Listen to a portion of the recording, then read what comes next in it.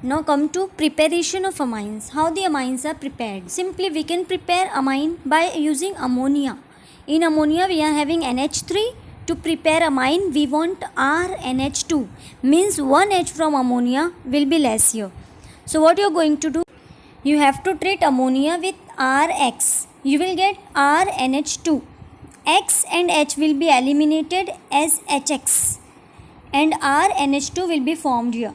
You have to remember one more thing, that ammonia should be in excess.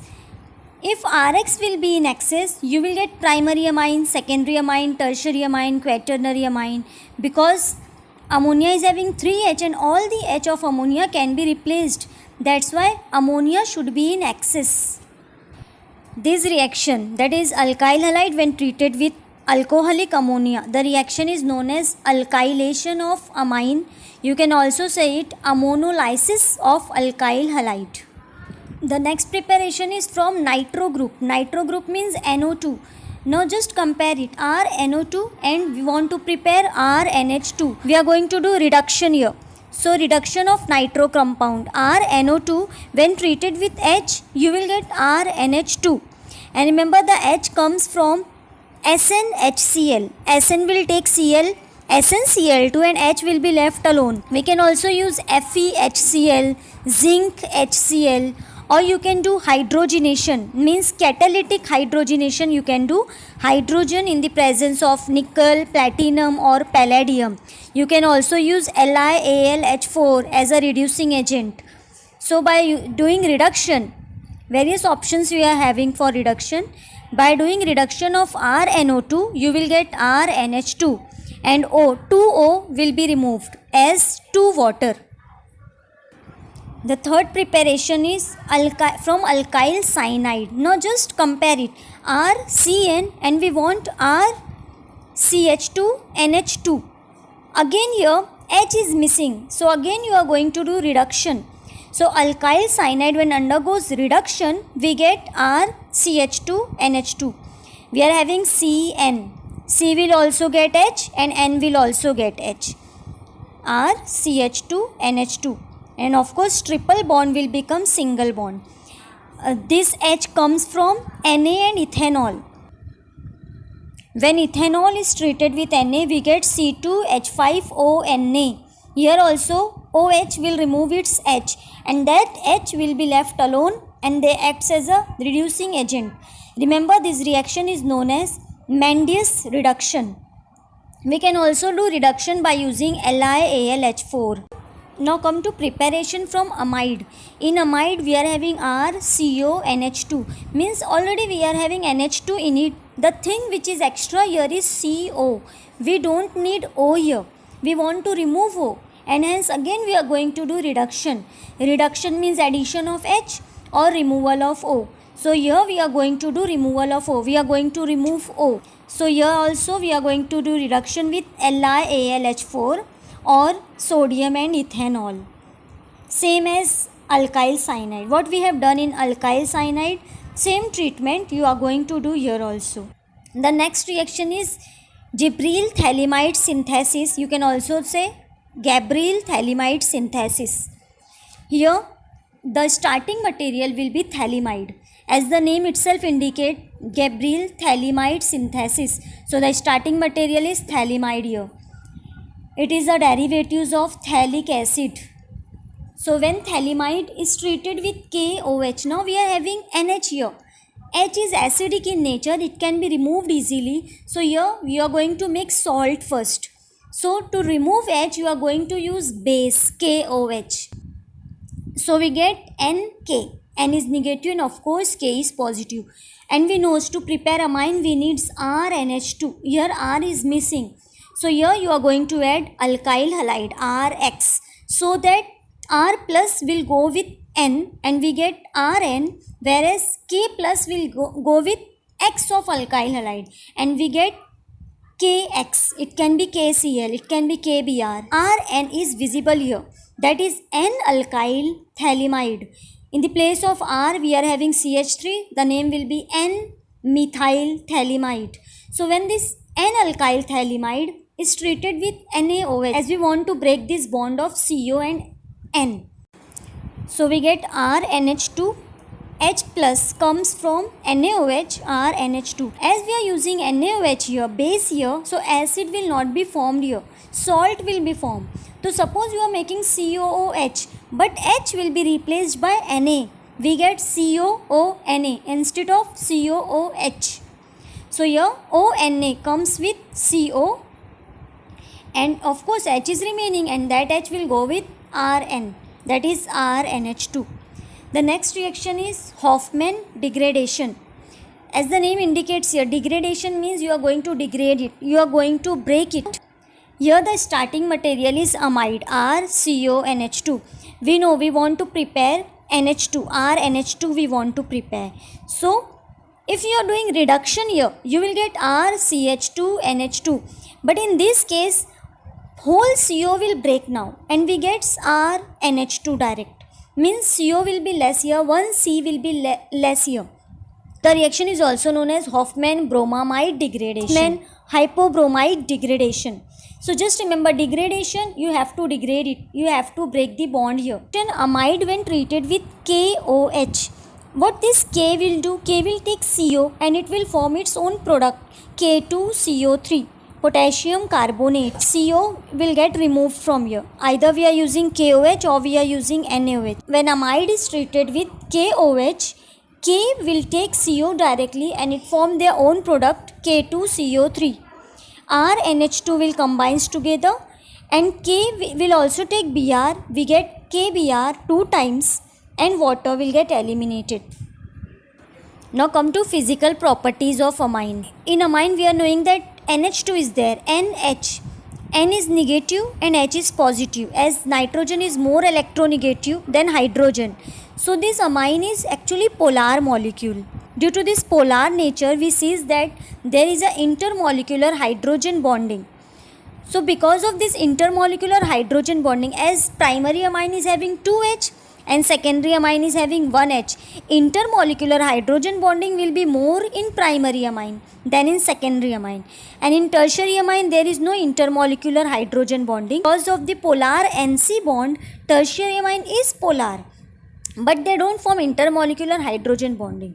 So the intermolecular force of attraction are strongest in primary amine, whereas it is weakest in tertiary amine. Primary amine will be having highest boiling point and tertiary amine will be having lowest boiling point. The hydrophobic alkyl group increases, they become less soluble in water, they are insoluble in water. Aromatic amines and higher aliphatic amines are insoluble in water. Now come to chemical properties of amines. When amines are treated with acid, we know that amines are basic in nature because amine is having pair of electron on it and they can donate its pair of electron. So the thing which donates the pair of electron, they are known as Lewis base. The things which takes the hydrogen is also known as base. The compound that gives the hydrogen, they are known as acid, and the compound that takes the hydrogen, they are known as base. So here amines takes the hydrogen from acid. As N donates the electron to H, that's why N becomes positive. Nitrogen forms 3 bonds, but whenever they form 4 bonds, it means they have donated its pair of electron. So here N has donated the pair of electron to H and they forms NH bond. Next reaction is alkylation of amine. RNH2 when treated with RX. Here H from amine and X from alkyl halide. HX will be removed as acid and we get RNHR, means R2NH. This R2NH again treated with RX, again we get R3N. Again the H which is remaining on N, H and X from alkyl halide will be out as HX. Now we get R3N. This R3N, as it has the pair of electron on it, again when treated with RX we get R4N plus X minus. As we know, nitrogen is having pair of electron on it. Now when nitrogen forms the bond with R, they has donated the pair of electron to R. That's why they become positive. As N is positive, X negative will be with it only. This reaction is also known as Hofmann's exhaustive alkylation. Now come to Hofmann elimination reaction. The name itself indicates something has been eliminated from here. The starting material will be quaternary amine, means N is bonded to 4 group. So in this case N is bonded to 3 ethyl and 1 propyl group, and we are having I negative charge. When this quaternary ammonium, we are having NNN triethyl propyl ammonium iodide. When this is treated with AgOH, this AgOH comes from moist Ag2O. Moist Ag2O means Ag2O in the presence of water, we get 2 times AgOH. This AgOH when combines with our quaternary amine, we get OH in the place of I minus. Whole compound you have to write, but in the place of I you have to write OH, and AgI will be out. Now our this compound when heated, this OH negative will take 1 H from beta carbon. Beta carbon means the carbon which is attached to N is alpha and the neighboring of alpha is beta. So one beta hydrogen will be removed. Now we are having 2 different type of beta carbon. When you will remove beta hydrogen from propyl carbon, now of course you will get alkene, but it will be more substituted. That's why we have removed the beta hydrogen from ethyl group, and you get ethene, which is least substituted. And next product is tertiary amine, and of course water will be out. Now you have acylation of amines. As you have studied about alkylation of amine, in alkylation of amine you have treated amines with alkyl halide. In acylation of amine you are going to treat amine by acyl halide, or you say acyl halide, RCOX. What happens in alkylation, the same things happen in acylation also. Here also you are going to remove H from amine and X from acyl halide. You get HX out and N will get linked to CO. As the product form is bulky, the next addition of acyl halide will not be possible here. So the reaction stops here. Now next reaction is carbylamine reaction. When primary amine is treated with chloroform, as we know N is negative, and in chloroform all the Cl is negative and C is positive.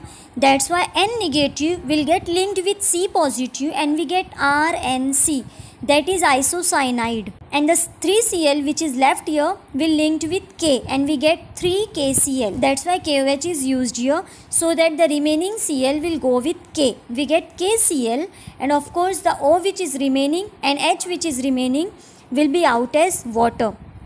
The next reaction is reaction with nitrous acid. Nitrous acid means HNO2. When amines are treated with HNO2, that is nitrous acid, this HNO2 comes from NaNO2 and HCl.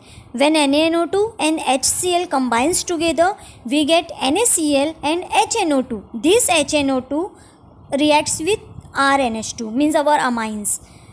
So when our amines are treated with HNO2, we get Rn2 plus Cl minus. N will get linked with N, and the compound formed is known as diazonium compound, as we are having alkyl diazonium chloride. This diazonium chloride when treated with water, N2 gas will get eliminated. HCl, H plus from water and Cl negative will be out as HCl, and ROH, that is alcohol, is formed here. When aniline is treated with HNO2, we get benzene diazonium chloride. So primary amine when treated with nitrous acid form alkyl diazonium chloride, which is unstable, and when they come in contact with water, we get alcohol. Or aromatic amines when treated with HNO2, we get benzene diazonium chloride, which is stable because of the resonance structure. This arene diazonium chloride or arene diazonium halide which is formed is used for the preparation of various compounds. Either the compound prepared by the removal of N2 gas or by retention of N2. When the N2 gas is retained, the reaction is known as coupling reaction, which we will see when diazonium compound is treated with aromatic compound. Whenever diazonium compound is treated with mostly inorganic compound, the N2 gas will get eliminated. So first we will see about the displacement of diazo group. When N2 gas is eliminated, so we are having different type of reaction here where N2 gas will be eliminating. When we want Cl, Br or Cn in the ring, we have to react our arene diazonium compound with HCl, HBr, KCl. When arene diazonium salt is treated with HCl in the presence of CuCl or HBr in the presence of CuBr, when the copper is having +1 oxidation state, the reaction is known as Sand-Meyer reaction. So remember the name of the reaction, it is Sand-Meyer reaction. When HCl, HBr or KCN is treated with CuCl, CuBr or CuCN, of course N2 gas will be eliminating H from HCl and X from our arene compound will be eliminating as HX, and with Ar comes Cl, Br or Cn. So we get arene chloride, arene bromide or arene cyanide. Next reaction is Gattermann reaction. Here also we are treating our compound with HCl or HBr, but here we are using copper powder, Cu powder. When the copper is in zero oxidation state, the reaction is Gattermann reaction. But when we want I in the benzene ring, we have to treat our arene diazonium compound with Ki. So when it is treated with Ki, N2 gas will be eliminating, K plus and Cl minus will be out as KCl and I will come in the ring, ARI. When we want F in the ring, I am talking about all the halogens. When we want fluorine in the ring, we can't use HF directly because HF is least reactive. When our arene diazonium chloride is treated with HBF4, that is fluoroboric acid, of course fluoroboric acid is acid, the H of the acid will be removed and Cl from our compound will be out as HCl, and remaining BF4 which is minus now, this BF4 minus will come in the place of Cl minus. Now our compound is arene diazonium fluoroborate, because it is not acid now, that's why the name become borate. So this arene diazonium fluoroborate, when it is heated, simply BF3 will be out, 1F which is remaining here will comes with Ar, ArF we get, and N2 gas will be out. NaNO2 in the presence of catalyst Cu reacted with ArN2BF4 minus, we gets ArNO2. NaBF4 will be out as sodium fluoroborate. We all know that the benzene is negative and the positive part attack the benzene, but here in the case of diazonium compound, negative part attacks the ring. When N2 gas is eliminated, the ring on that side become positive. We can also get ARH by treating it with H3PO2 in the presence of H2O. We can also get H in the ring by using alcohol, that is ethanol. We can also get OH in the ring by simply treating it with water. The next reaction is coupling reaction, where our diazonium group is retained. So when our benzene diazonium chloride is treated with phenol or aniline, we get the product as para-hydroxyazobenzene or para-amino-azobenzene, as phenol or aniline is ortho-para directing. This benzene diazonium chloride attack at the para position because it is too bulky. It don't comes at ortho position, the reaction will takes at para position. So of course from the para position H plus and this Cl minus from diazonium group is removed as HCl. The reaction is also known as azo coupling. The product which is formed here are mostly used as a dye. Para-hydroxyazobenzene is used as an orange dye, whereas para-amino-azobenzene is used as a yellow dye. The next reaction is Heinsberg test. To distinguish between primary amine, secondary amine or tertiary amine, we are using this Heinsberg test. The reagent which is used here is benzene sulfonyl chloride, which is known as Heinsberg reagent. So benzene sulfonyl chloride, when treated with primary amine, the reaction is same as alkylation and acylation reaction. Here also H from amine and Cl from sulfonyl chloride will be removed as HCl and N will get attached with S. The product which is formed here is N-alkyl benzene sulfonamide, as the product is acidic in nature because it is having H with N. It is soluble in alkali, it is soluble in base. And the secondary amine, when treated with benzene sulfonyl chloride, the H from secondary amine and Cl from sulfonyl chloride get removed as HCl, and the product which is formed here is NN dialkyl benzene sulfonamide. Here N is not having H with it, so here the product is not acid, and that's why it is insoluble in base. So primary amine forms the product which is acidic in nature, and that's why they are soluble in alkali. Secondary amine also forms the product, but it is insoluble in alkali, whereas tertiary amine do not undergo the reaction as it is not having any H with it. Now we are having electrophilic substitution reaction, that is reaction in the ring. As our ring is negative, positive part attacks the ring. So aniline is ortho-para directing. So whenever we are doing bromination, sulfonation or nitration, positive part from them attacks the ring at ortho and para only.